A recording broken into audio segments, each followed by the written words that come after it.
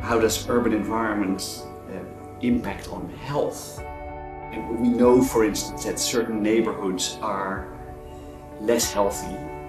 Populations in those neighborhoods are less healthy than in other neighborhoods. We know, for instance, that there are significant differences in life expectancy, but also other health parameters. And those differences can be, on average, they are 7 years. But they can be as big for particular groups in our environments as 20 years.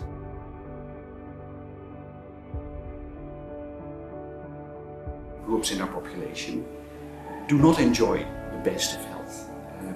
And in particular Aboriginal populations who do not enjoy the same standard of health or access of health services as other people in Greater Sydney. And that is it's a feature of the urban environment. And it's not just the health services that are being delivered. It is also how they are accessible and how people live in the houses that they live in, for instance. The schools that they can access, the parks that they can use, etc., etc.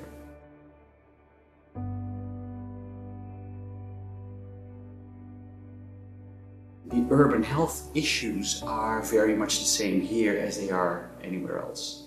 Without even a lot of empirical research, we could provide an evidence base to create healthy Sydney.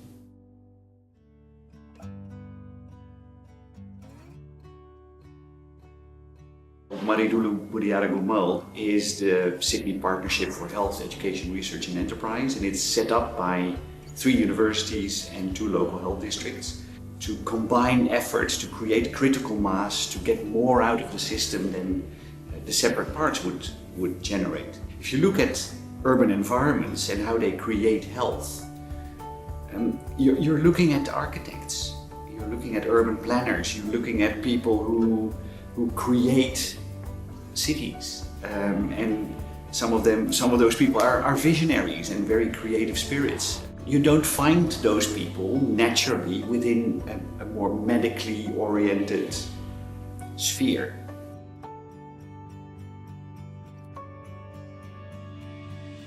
I think it was a unique opportunity to bring together partners, stakeholders from the different groups that make up Maridulu Buduyari Gumal.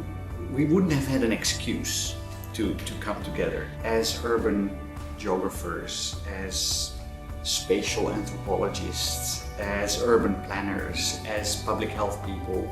These are the people who constantly are at the coalface of health service delivery. They see the health issues, the inequities in health.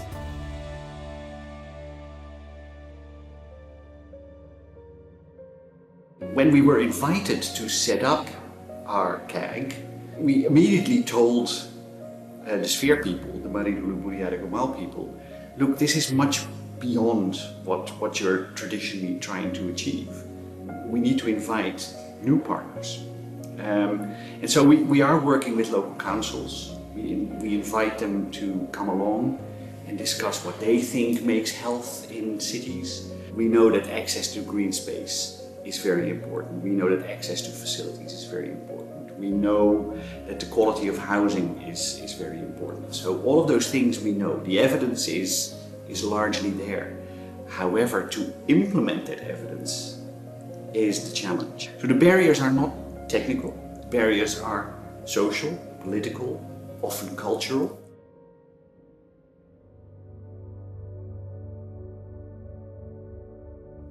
Smart cities is a thing that has a lot of popularity. The Internet of Things really is something that resonates with urban life. What we want with that technology in smart cities is not just being smart. How can it enhance equity in cities? How can people who are not as well off as others benefit from the Internet of Things, benefit from connectedness, from technology, to get everything they want out of their lives? So smart cities is not just technologies. I always say you need to have high tech with high touch as well. So good high tech actually is something that you can enjoy.